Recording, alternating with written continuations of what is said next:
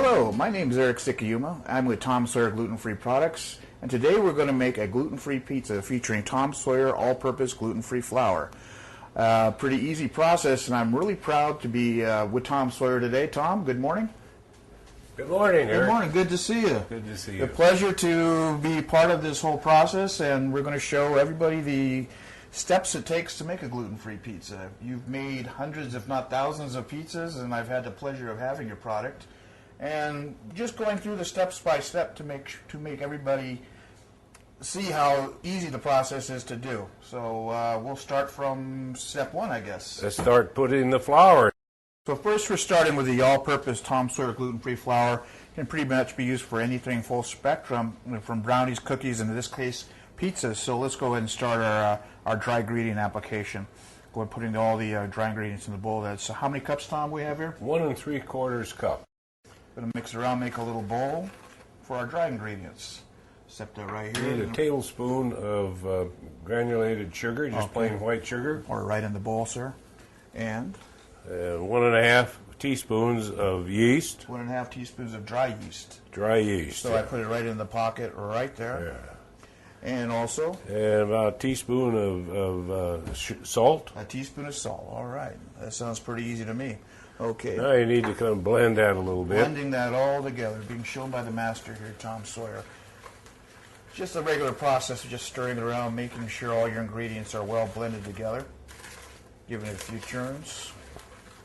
All right, that's just leave a little pocket there to. Making a little pocket sounds. So now we're going to start with our phase of the wet ingredients. Right. Okay. What are we starting now, with, Tom? We'll put in a 1/4 cup of egg beaters. All right. Why don't you put it in there and All just right. Go through the process of that. Okay. And then we want to put in 3 tablespoons of olive oil. Virgin olive oil or extra virgin olive oil is okay. Okay, a little olive oil right in the center. And then 1/2 cup of water. All right. And that warm water at about 90 degrees to 100. Let's activate the yeast. And then, to get the yeast activated, and then go ahead and stir and it. start the stirring. So here we go. Getting a nice consistency here too. Okay. A good way of testing the dough is to make sure it has the right consistency, and the technique that Tom likes to use is seeing if it forms a stiff peak as I pull a spoon away from the dough.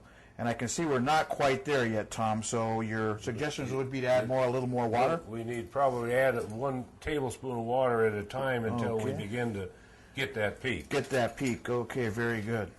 Now you can see the dough is loosening up a little bit, and I need to really stir this very vigorously to incorporate all the moisture into the dough.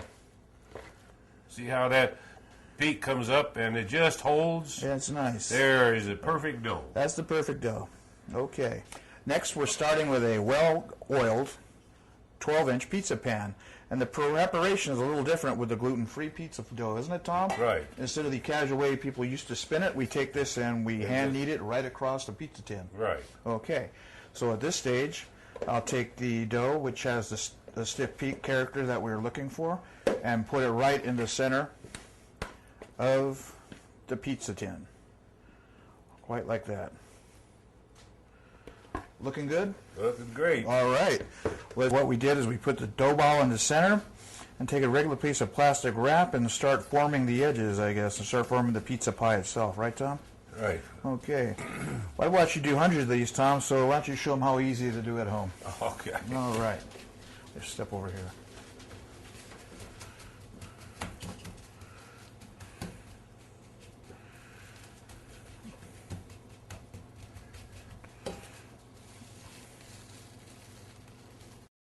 Tom, about how many ounces are in this here? About 3 ounces of sauce is what you have there, and whatever you're using. Whether you like a lot of sauce or a little sauce, I guess that's your discretion. But with gluten-free, it's a lighter sauce is recommended, isn't it? Because of the dough? Right. Okay, so let's spread that around evenly.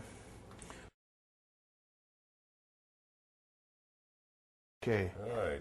And then about 6 ounces of cheese. 6 ounces of cheese, okay. Now this is a 4-cheese blend.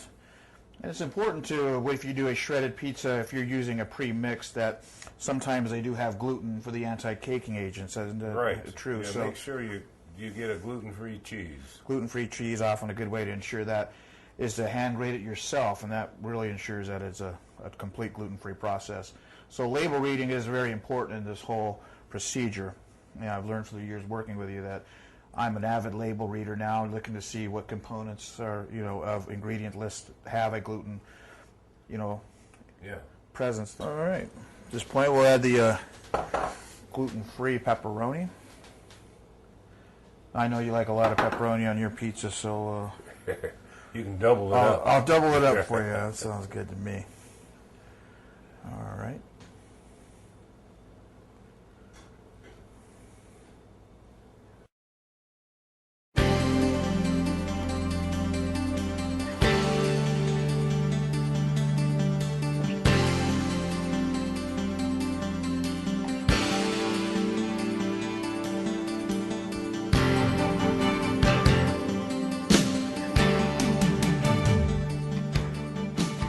And remember, you don't have to deprive yourself of a quality restaurant-style pizza when you're using Tom Sawyer's all-purpose gluten-free flour for pizzas, brownies, and much more. It's been our pleasure to experience this today with Tom Sawyer. Thank you.